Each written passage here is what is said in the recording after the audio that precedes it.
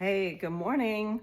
I'm gonna put some tails together again. I did a video the other day and it kind of went viral. And then I got a lot of comments and a lot of people said, oh, Kelly, there's gonna be too much bulk and with the way you're doing it. Let me say, I have done bindings for 15 years. I've done hundreds of quilts.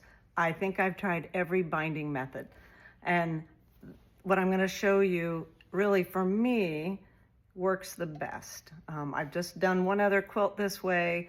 I saw it on YouTube, but I wanted to explain it because sometimes you just see them move their hands, and I wanted to take you through the process. It's not hard. There is no bulk.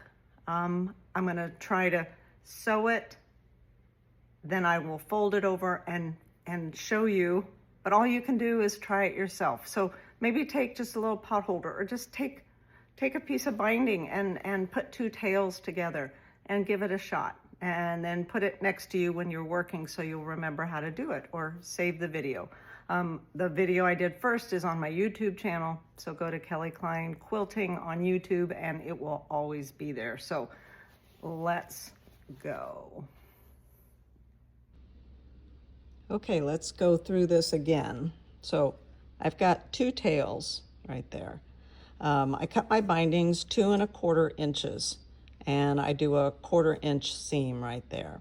So I've got two tails. I should have left a little bit more, but I would say leave maybe 2 1/2 inches. I've got probably 3 inches there. But on the one that you're gonna start with, which is where I'm gonna do this little triangle, it doesn't have to be very, you don't need very much. So two tails, right?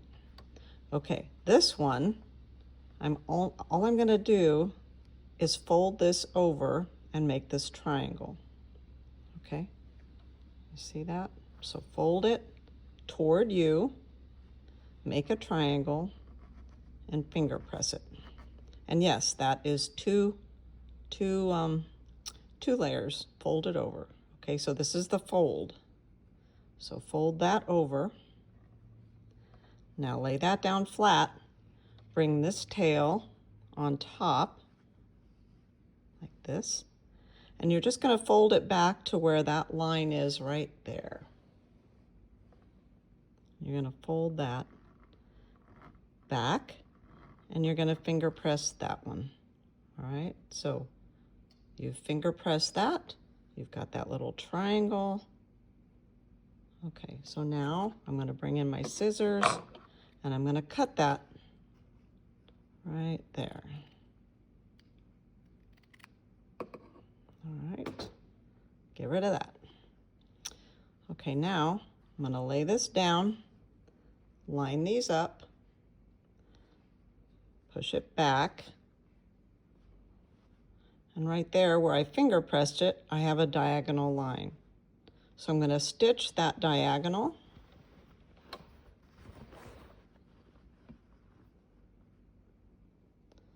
Line it up really well. You know, when I do bindings the other way, sometimes I get them twisted. I'm not saying I do them right every time. I do them differently, really, every time. And yeah, they work for me, but I just really like this. A lot of people think there's a lot of bulk, but there is not. I'm going to show you.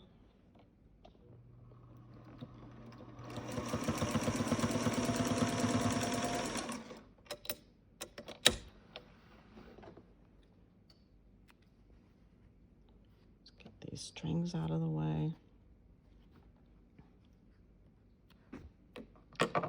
Okay, so there's my diagonal.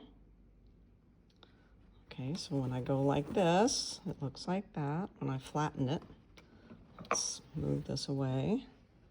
All right, so I'm going to trim that. I'm gonna trim it off to about 1/4 inch. I'm gonna open it flat. I've got my wool mat here, so I'm gonna just bring it over here so I don't have to move it out of the camera. Okay, so I'm gonna open up. I've got my little handy iron. I'm gonna open this seam. Finger press it. press it. Okay, this is, of course, you need to give it a press so that it won't be bulky. Good press. Flat. It is not bulky because you've got the diagonal, and that really, really takes a lot out. So then I'm going to go back and I'm going to stitch along my seam.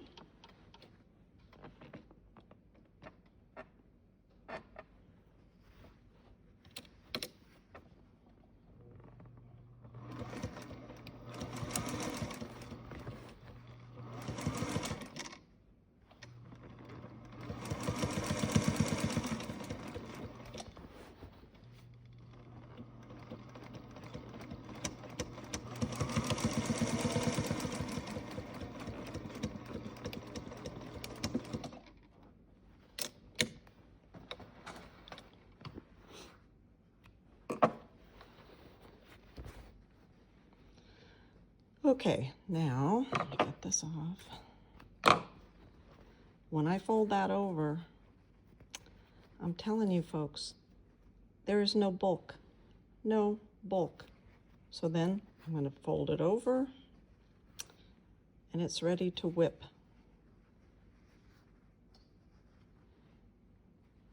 I'm going to have to go back and stitch that, but I can do that.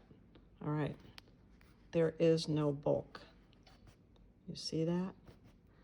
It's fabulous and it's magical. So I hope you'll try it, everybody. Give it a shot, see if you like it. But if you like your way, keep it.